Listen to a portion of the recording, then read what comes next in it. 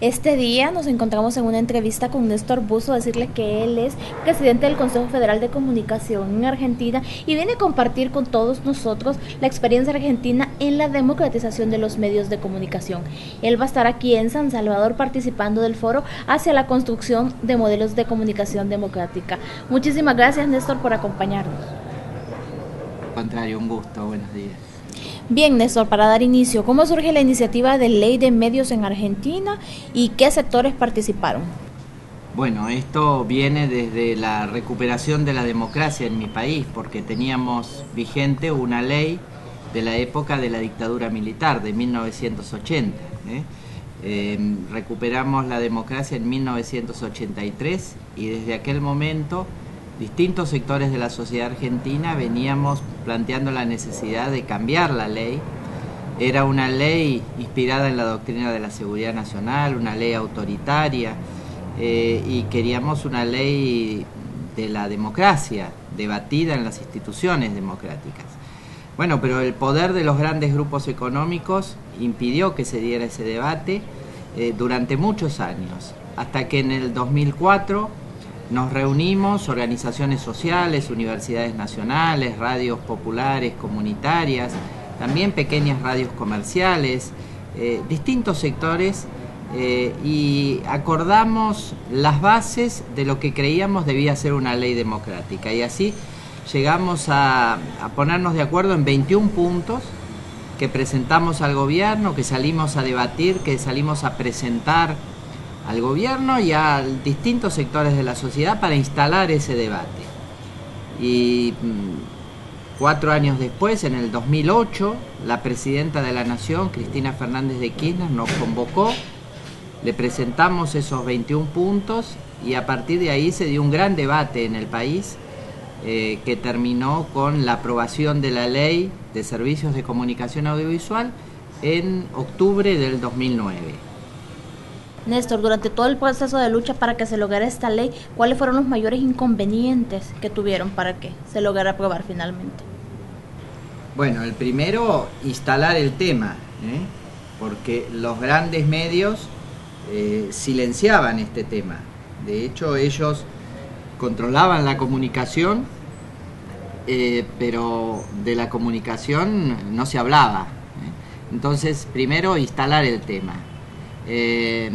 Y después, una vez que el tema estuvo instalado, la estrategia de los grandes medios fue mentir descaradamente sobre el contenido de la ley. Entonces, bueno, tratar de explicar que el derecho a la comunicación y la libertad de expresión son derechos de todos, de todas las personas y no solamente de los propietarios de los medios. Y que, bueno, ese tema logramos instalarlo como tema de debate en la sociedad, para que y la gente hablaba de eso en sus casas, en su familia, en sus lugares de trabajo, en la calle. Así que eso fue una gran conquista, además de la ley, el poder debatir sobre la comunicación, sobre los intereses que hay detrás de cada medio, sobre cuánto mentimos o decimos la verdad los periodistas. Todo eso está en debate en la sociedad argentina, así que, bueno, dificultades, avanzar con ese debate a pesar de la fuerza o enfrentando el gran poder de los grupos económicos concentrados que controlan la comunicación. Y entonces, ¿cuál es la importancia de modificar las leyes de medios de comunicación en los países de Latinoamérica? Bueno, en toda América Latina y de alguna manera en todo el mundo vivimos como consecuencia de la etapa neoliberal una fuerte concentración de los medios, unos pocos que acaparan y controlan la palabra pública, los temas de agenda, los temas de debate. El poder de los medios es eso, el poner temas en debate, y como ponen en debate algunos temas, silencian otros, ocultan muchos otros, y de hecho silencian, invisibilizan a las mayorías pobres. Entonces hay que trabajar para romper esa concentración y asegurar la diversidad y la pluralidad de voces, no para callar a nadie, sino al contrario, para que todos tengan voz independientemente de su poder económico, de su origen racial, de sus creencias o ideas políticas o religiosas. Todos tienen derecho a expresarse, y para eso los estados deben intervenir a través de políticas públicas y de legislaciones que garanticen ese derecho. Y por eso, para garantizar diversidad y pluralidad, los estados deben facilitar, promover la expresión de los sectores más débiles de la población y al mismo tiempo poner límites a los poderosos que se quieren quedar con todo. Así que, bueno, creemos que para que funcione efectivamente la democracia, la población en su conjunto tiene que estar informada, tiene que poder debatir, tiene que poder participar en la vida de la sociedad, y eso requiere una comunicación democrática. Así que la profundización de la democracia en nuestros países requiere democratizar las comunicaciones. La distribución del ingreso en nuestros países depende de la distribución de la palabra. Si no recuperamos el saber y el decir, si no recuperamos la palabra pública, será muy difícil recuperar el poder o las posibilidades de poder de los sectores populares. Hemos venido a lo largo de esta entrevista hablando de la democracia, pero bien, ¿cuál es la relación de medios de comunicación y democracia para Latinoamérica? Bueno, justamente para que la democracia funcione tiene que haber un pueblo informado, debatiendo, participando, y eso se hace no solo, pero muy especialmente en los medios de comunicación. Entonces, los medios de comunicación deben reflejar, o deberían reflejar, todas las voces, todas las miradas, todas las perspectivas, toda la diversidad que convive en nuestros pueblos, para que cada uno desde su lugar, desde su identidad, pueda dialogar con otros, y así construir países verdaderamente democráticos y además integrados, unidos. Creo que estamos viviendo momentos muy especiales de integración latinoamericana, y creo que tenemos que apostar a esa integración que nos va a permitir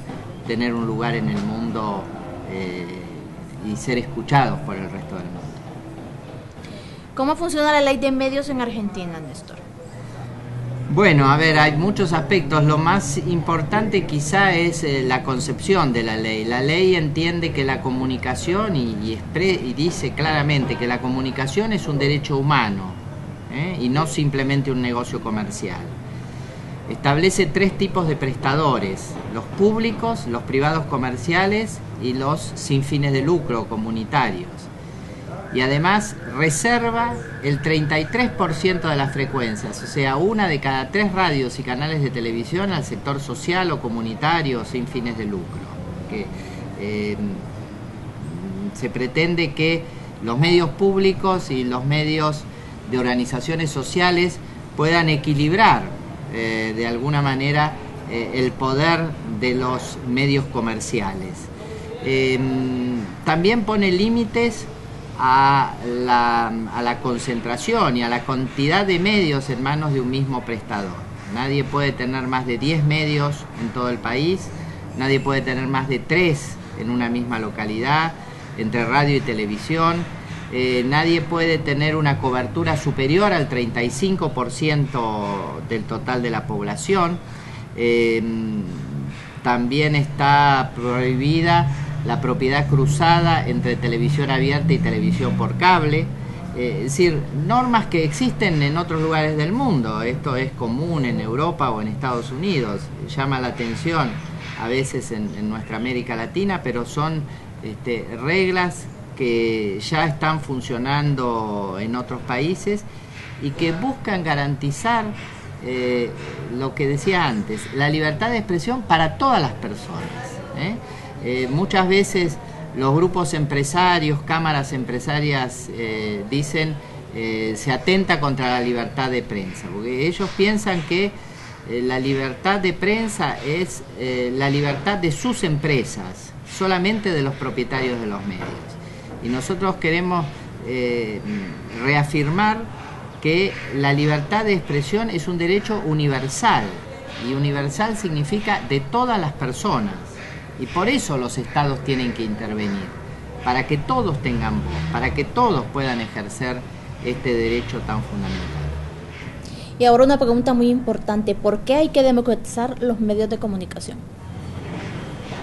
Bueno, justamente porque democratizar los medios es profundizar la democracia en nuestros países, porque democratizar los medios es avanzar hacia una vida mejor para nuestros pueblos, porque democratizar los medios y recuperar la palabra pública para todos significa posibilitar una distribución más justa de la riqueza, porque todos tenemos igual dignidad como personas, y eso significa que todos tenemos derecho a decir, porque todos sabemos, porque todos tenemos capacidades, porque todos tenemos algo para decir, y eso tiene que tener su expresión a través de los medios de comunicación. Bueno, Néstor, basado en la experiencia de Argentina, ¿cuáles serían las recomendaciones que nos daría para El Salvador para que nosotros podamos implementar una ley de medios?